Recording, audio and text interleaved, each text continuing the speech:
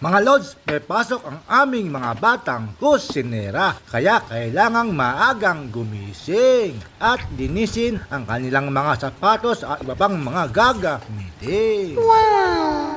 Naipagluto na rin po namin sila ng kanilang almusal at kanilang babaunin sa kanilang pagpasok. At sa ating mga kapwa content creators, tuloy-tuloy lang sa paggawa ng content at pakikipag-engage sa ating mga kasisi.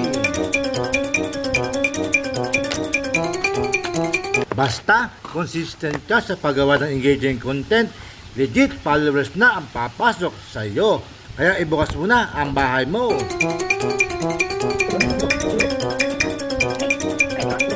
Pag masipag ka, siguradong aangat ang bahay mo.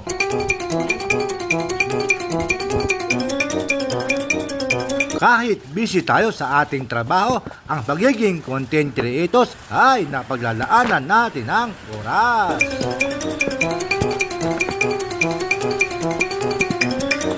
Yan ang magiging susi sa ating pag-angat.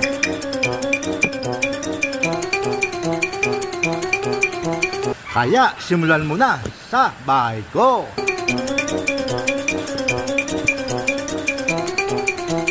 Thank you po sa panonood. God bless po. Bye-bye!